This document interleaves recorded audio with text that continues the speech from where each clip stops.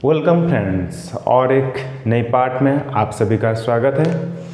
इस लेक्चर्स के दौरान हम सीखेंगे इंटीग्रेशन में क्या कुछ टेक्निक यूज करते हैं, कैसे सॉल्व होता है। बहुत ही बेसिक सा फंक्शन लेंगे और उससे शुरुआत करेंगे और स्टेप बाय स्टेप हम पहुंचेंगे कॉम्प्लेक्स फंक्शन की तरफ। ठीक है, प्रिपरेशन ऐसा चलना चाहिए जो कि एग्ज़ाम का बेसब्री से इंतज़ार में रहे, कब वो एग्ज़ाम आए और कब हम परफॉर्मेंस दिखाएं, ये जज्बा होना चाहिए।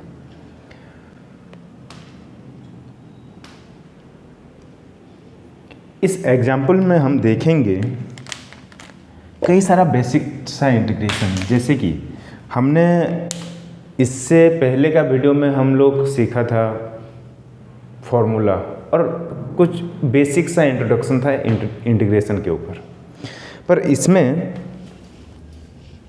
इसमें हम थोड़ा हमारा लेवल थोड़ा अप करेंगे, बहुत ज़्यादा नहीं, बहुत ही कम पर अच्छे से। ठीक है, तो इंटीग्रेशन कर लेते हैं एक x dx। हमने फॉर्मूला पढ़ा था, integration of x to the power n dx क्या होता है, x n plus 1 divided by n plus 1। इसका पावर कितना है, 1 है, तो इसका आंसर क्या आ जाएगा, x power n plus 1 plus c होता है, आएगा ना। तो 1/2 मतलब x square by 2 plus c, x square by 2 plus c। बहुत ही आसान सा क्वेश्चन था, इसको करने की क्या ज़रूरत था, इसको हमने क्यों सॉल्व किया, क्योंकि ये बेसिक है। आप किसी भी नंबर को काउंट करो, जीरो से शुरुआत होता है। ये जीरो तो कुछ वैल्यू नहीं है, इसको क्यों काउंट करें। अरे 1 का तो कुछ भी वैल्यू नहीं है, इसको क्यों काउंट करें। नहीं, काउंट अगर नहीं करोगे तो आपका चैन नहीं बनेगा, आपका वो जो रिलेशन था एक के बाद और एक के बाद और एक आना था, वो नहीं बनेगा, टूट जाएगा। और वही चीज़ हमारे पढ़ाई में भी लागू होता है। हमें जो सीरीज चल रहा है ना, वो टूटना नहीं चाहिए, एक के बाद एक आना चाहिए। ठीक है, इसी के साथ और एक एग्जाम्पल हम सॉल्व कर लेते हैं, जैसे कि x to the power 5 plus 2x to the power 2 dx, इसी का हम इंटीग्रल फाइंड करना है। ठीक है, हमने पढ़े थे integration of fx plus gx dx कितना होता था, integration of fx dx plus integration of gx dx होता था ना। तो इसको पहले ब्रैकेट ओपन कर लेते हैं, इस वाले फॉर्म में पहले कन्वर्ट कर लेते हैं। कन्वर्ट कैसे हो जाएगा, integration of x to the power 5 dx plus integration of 2x square dx। और एक हमने पढ़ा था जो कांस्टेंट टर्म रहता है वो इंटीग्रेशन के बाहर चला आता है, तो इसको हम कैसे लिख सकते हैं, a2 बाहर ले आएंगे, हो गया। अब इसको वही सा फॉर्मूला लगा लेते हैं, x to the power 6 divided by 6, अच्छा प्लस c1 आएगा। क्यों, इसमें एक कांस्टेंट आएगा, इसमें एक कांस्टेंट आएगा, दोनों मिलके और एक कांस्टेंट आएगा। ठीक है, तो बाद में हम लिख लेंगे इसको। तो 2 और ये हो जाएगा x to the power 3 divided by 3, 2 plus 1 होगा ना 3, तो हमारे पास प्लस c आएगा कांस्टेंट। तो ये हमारे पास बन गया x to the power 6/6 plus 2/3 x cube plus c। तो वैसे ही हमें सारे के सारे आंसर फाइंड कर लेना है। बहुत ही बेसिक सा क्वेश्चन है, बहुत ही बेसिक सा क्वेश्चन हम शुरुआत करेंगे, स्टार्ट कर लिए, और बेसिक सा क्वेश्चन जितने भी हैं सारे ख़त्म कर लेंगे और उसके बाद हम आएंगे कॉम्प्लेक्स क्वेश्चन की तरफ। आया बात समझ में। और मैंने जो पहले में बोला था क्या, जो हो चुका उसका कोई गम नहीं और जो होने वाला है उसका बेसब्री से इंतज़ार है, करके दिखाएंगे, ये जज्बा होना चाहिए। हमको दिया हुआ है एक इंटीग्रल, जैसे कि x स्क्वायर dx हमें इंटीग्रल दिया हुआ है। इसको हम अगर इसका अगर हम इंटीग्रल फाइंड करें तो हमको क्या, कौन सा फॉर्मूला हमें याद होना चाहिए, हमको x to the power n dx, integration of x to the power n dx, इसका फॉर्मूला क्या आता था, x to the power n plus one divided by n plus one plus c आता था। यहाँ एक्स का पावर कितना है, 2 है, मतलब क्या बन जाएगा ये, x to the power 2 plus one divided by 2 plus one plus c बन गया। थोड़ा अरेंज करके लिख लेना है, x cube divided by 3 plus c, इसका आ गया आंसर। आ गया ना इंटीग्रेशन कैसे करना है जो। ये तो बहुत ही बेसिक सा फंक्शन हमने लिया था। फंक्शन इसमें कौन सा है, फंक्शन ये वाला फंक्शन है, ये x to the power n, ये जो है फंक्शन है। और इंटीग्रल पार्ट जो छोटा सा जो पार्ट होता है ये कौन सा है, ये dx है। ठीक है, हम एक्स स्क्वायर को dx के रेस्पेक्ट में ऐड कर लें, इंटीग्रेट कर लें, ठीक है ना। उसी तरह और एक एग्जांपल हम ले लेते हैं। हमने अगर x to the power 7 plus x to the power 24 और dx, इसका हमें अगर इंटीग्रेशन फाइंड करना है तो अब क्या करेंगे, हमें और एक फॉर्मूला याद था, integration of fx plus gx, इसका क्या आता था, dx होता था ना, इसका dx। तो इसको हमको कैसे फाइंड करना था, integration of fx dx plus integration of gx dx, ऐसे हमको फाइंड करना पड़ता था, ठीक है ना। तो इसी में भी वही इसी कंसेप्ट लगाने वाले हैं। ये fx जो है ये x टू द पावर 7 को दिखा रहा है, समझ रहे हैं आप। ये fx जो है, ये जो fx जो है ये x टू द पावर 7 को दिखा रहा है, और gx जो है ये x टू द पावर 24 को दिखा रहा है, ठीक है। इसी फॉर्मूले को अगर हम यहाँ सब्स्टिट्यूट करें तो हमारे पास आएगा integration of x to the power 7 dx plus integration of x to the power 24 dx। आ गया। तो हमारे पास क्या आएगा, x to the power 7 plus 1 divided by 7 plus 1 आएगा ना। प्लस कितना आता था, प्लस c आता था, ठीक है। प्लस इसको थोड़ा हटाना पड़ेगा, यही फॉर्मूला तो हम यूज कर रहे हैं और तो कुछ नहीं है। ऐसे ही छोटा छोटा प्रॉब्लम से शुरुआत करेंगे और पहुंचेंगे एक बड़ा फंक्शन, कॉम्प्लेक्स फंक्शन, ठीक है ना। इसका अगर हम इंटीग्रेट करें तो x to the power 24 plus 1 divided by 24 plus 1 plus c, इसका भी कंस्टेंट ऑफ इंटीग्रेशन आएगा, इसका भी कंस्टेंट ऑफ इंटीग्रेशन आएगा, ठीक है। तो ये c1 आएगा, ये c2 आएगा, दोनों मिलके क्या बनेंगे, c बन जाएंगे फाइनल में। तो ये आएगा x to the power 8 divided by 8 plus x to the power 25 divided by 25 plus c, ये दोनों मिलके c बन गया। आ गया, ये इंटीग्रेशन का आंसर आ गया। तो इसी तरह से हम और 4-5 ऐसे छोटे छोटे फंक्शन को इंटीग्रेट करना सीखेंगे, क्योंकि इसी से ही हमारा इंटीग्रेशन का जो बेस जो मजबूत होगा, ठीक है। हम पहले बेस बना लेते हैं। अगर किसी बच्चे को अगर इंटीग्रेशन नहीं भी आता है, वो लाइफ में ये पहली बार भी अगर देख रहा है तो उसको भी समझ में आए, हम उसी लेवल से शुरुआत कर रहे हैं, ठीक है बच्चों।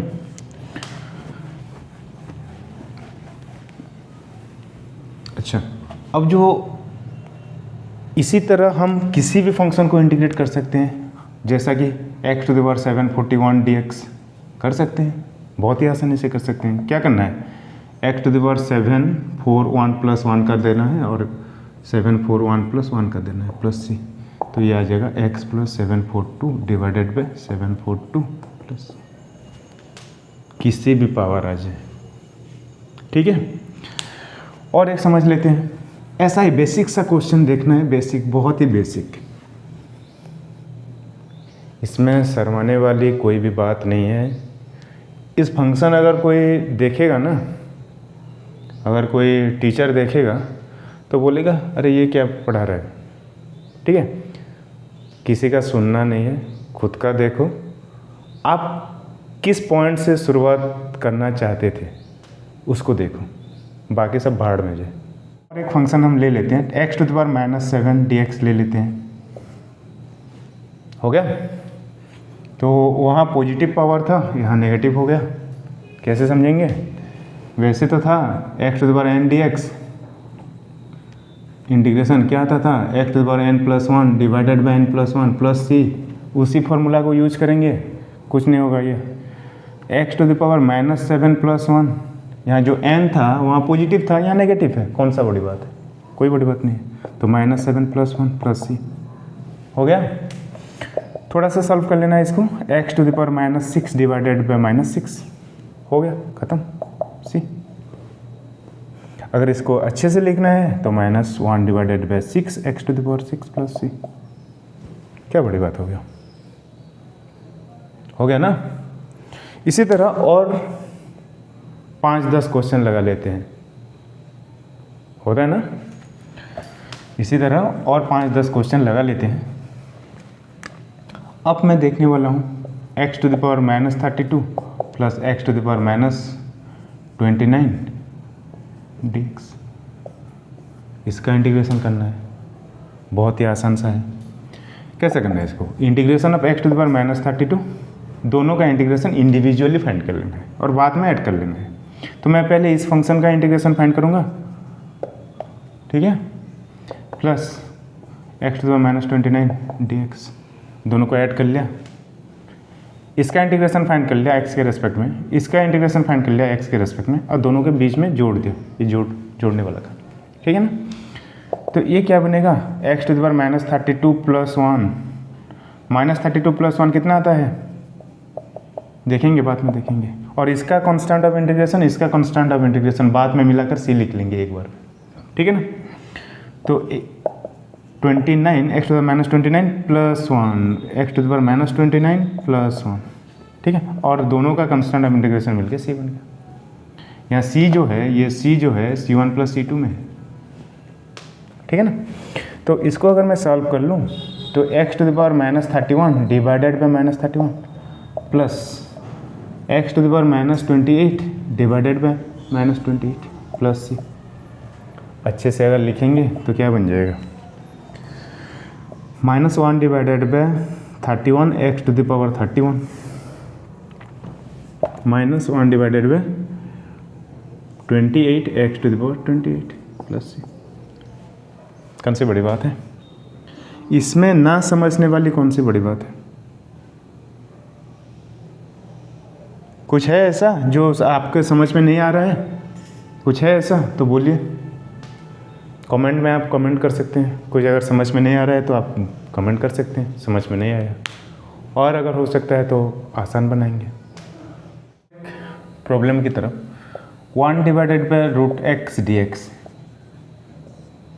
हम पहले सिंपल बेसिक सा एग्जाम्पल देख लिए, थोड़ा अब लेवल थोड़ा बढ़ा रहे हैं, ठीक है। इसको कैसे इंटीग्रेट करेंगे, कुछ भी नहीं करना है, इसको सिर्फ इस फॉर्म में कन्वर्ट कर लेना है, बाकी कुछ नहीं करना है, सिर्फ इस फॉर्म में कन्वर्ट कर लेना है। इस फॉर्म में कैसे कन्वर्ट करें तो देख लेते हैं। इंटीग्रेशन, अच्छा √x हमने सीखा था, √x कितना लिख सकते हैं हम, √x को हम x टू द पावर 1/2 लिख पाते हैं, ठीक है ना। √x को हम x टू द पावर 1/2 लिख पाते हैं। तो 1 डिवाइडेड बाय √x मतलब 1 divided by x to the power 1/2 मैंने लिख लिया, ठीक है, dx, ठीक है, बहुत ही अच्छे। और एक बात हमको समझना पड़ेगा, 1 divided by a to the power m है सपोज, इसको हम कैसे लिख सकते हैं, a to the power -m लिख सकते हैं ना, ये अगर ऊपर चला जाएगा तो हो सकता है, तो लिख सकते हैं हम। अगर ये ऊपर जाएगा तो कितना आएगा, integration of x to the power -1/2 dx। अब हमको जो रिक्वायर्ड था ये इस फॉर्मेट में, तो ये फॉर्मेट बन गया है अभी, ये n आ जाएगा, n की जगह ये -1/2 है। तो इसका जो फॉर्मूला जो आता है, इसको हम इंटीग्रेट अगर करेंगे तो ये आएगा x to the power -1/2 + 1 divided by -1/2 + 1 plus c, हो गया उसका फॉर्मूला, ठीक है ना। तो ये बन जाएगा कितना, -1/2 + 1 मतलब 1/2 x to the power 1/2 divided by 1/2, हो गया प्लस c। थोड़ा अरेंज करके अगर लिखेंगे तो ये आ जाएगा, कितना आएगा, ये 1/2 मतलब 2 ऊपर चला जाएगा, तो 2 × x टू द पावर 1/2, तो लिख लेते हैं पहले x टू द पावर 1/2, 2 ऊपर चला गया, क्यों 2 ऊपर क्यों चला गया, 1 डिवाइडेड बाय a मतलब कितना आता है, ये होता है ना, ऊपर चला जाता है। इसको हम कैसे लिख सकते हैं, a divided by b divided by c, इसको कैसे लिखते हैं, a c divided by b लिखते हैं, होता है ये सब। एक्स टू द पावर 1/2 कैसे लिख सकते हैं, 2√x प्लस सी प्लस सी। क्या आ गया आपका आंसर। ठीक है फ्रेंड्स, इसी तरह का क्वेश्चन और एक देख लेते हैं, फिर आएंगे हम एग्जाम्पल, बुक में जितने एग्जाम्पल दिया हुआ है उसको हम सॉल्व करने की प्रयास करेंगे। ठीक है, और एक देख लेते हैं, 1 डिवाइडेड बाय x√x dx और ऐसा, हाँ dx, इसका हमें इंटीग्रेशन बताना है कितना आएगा। ठीक है, देख लेते हैं, यहाँ थोड़ा देख लेते हैं क्या कुछ कैलकुलेशन होता है। x√x मतलब क्या है, x का पावर कितना है, ये x का पावर 1 इंटू √x मतलब x पावर 1/2 लिख सकते हैं। हमारे पास और एक फॉर्मूला था, अगर a to the power m into a to the power n होता है तो ये a to the power m plus n हो जाता है, क्योंकि दोनों का बेस समान है, a है, तो ये दोनों का बेस समान है, x है, तो उसका पावर 8 हो जाएगा। तो इसको हम कैसे लिख सकते हैं, x to the power 1 plus 1/2, 1 plus 1/2 कितना होता है, x टू द पावर 3/2 हो गया। तो इसको x√x को हम कैसे लिख सकते हैं, x टू द पावर 3/2 इसको। ठीक है, तो it implies integration of 1 divided by x to the power 3/2 dx। अगर इसको मैं ऊपर लेके जाऊं तो पावर माइनस में आ जाएगा, x to the power -3/2 dx बन गया वो फॉर्मेट जो हमें चाहिए था, x to the power n dx।